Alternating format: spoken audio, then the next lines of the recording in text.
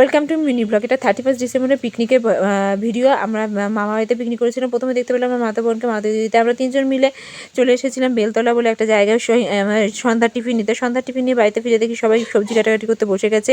আমার মা ওদিকে সবজি কাটছিল, এদিকে মাম্মিরাও সবজি কাটাকাটি করছিল। এদিকে আমরা একটু নাচানাচি করে নিলাম। মাম্মি কোলে বসে নাচছিল, তারপরে দিদি কোলে চড়ে নাচলো, তারপরে আবার আমার মামাতো বোনের কোলে চড়ে নাচানাচি করছিল। নাচানাচি করার পরে ঘরের থেকে আমরা চা বানিয়ে নিয়ে এসেছিলাম। চা বানিয়ে নিয়ে এসে আমরা এদিকে একটু টিফিনটা সেরে নিলাম, চপ, চানাচুর, মুড়ি আর চা। এই দিয়ে আমরা সন্ধ্যার টিফিন সেরে নিয়েছিলাম। আমরা এদিকে নাচানাচি করছিলাম আর বড়রা রান্নাবাড়ি করছিল। আমাদের মেনুতে ছিল ডাল, বাঁধাকপি ঘন্ট আর বেগুন পোড়া আর মাংস। এদিকে আমার মা বাবাও চলে এসেছে নাচানাচি করতে। আমার মা বাবাও খুব ফুর্তি করতে ভালোবাসে। এটা আমার বড় মামি আর মামাতো বোন। তারপরে আমরা 4জন মিলে নাচছিলাম, আমার মা, বাবা, আমি আর মামাতো বোন মিলে প্যাডেল মারি মারি। এই গানটা প্যাডেল মারি গানে আমরা প্রতিবারই নেচে থাকি পিকনিকে। এটা আমাদের পিকনিক সং বলে বিখ্যাত। তারপরে আমার মা এদিকে মাংস রান্না করতে বসে গেছে।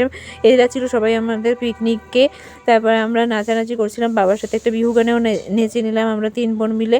এইভাবে করে আমরা এই দিনটা খুব এনজয় করেছিলাম। এরপরে বড় ব্লগে তোমরা ডিটেলসে দেখতে পাবে। এদিকে রান্না হয়ে গেছে মাংস কষা, আমরা এদিকে মাংস টেস্ট করে নিচ্ছিলাম। এদিকে সবাই খেতেও বসে গেছে, খাওয়া দাওয়া শুরু হয়ে গেছে। এভাবে করে আমরা এই দিনটা খুব এনজয় করেছিলাম। তারপর রাত্রে খাওয়া দাওয়া শেষে রাতে 12টা পার হয়ে গেছিলো। সেদিন আমরা একটু বোম টোম ফাটিয়ে সেই দিনটাকে ভালো করে এনজয় করে নিলাম।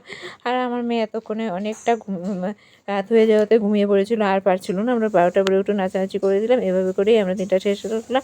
এরপরে দেখাবে বড় ব্লগে। কেমন লাগবে সবাই জানাবে। Bye, tata.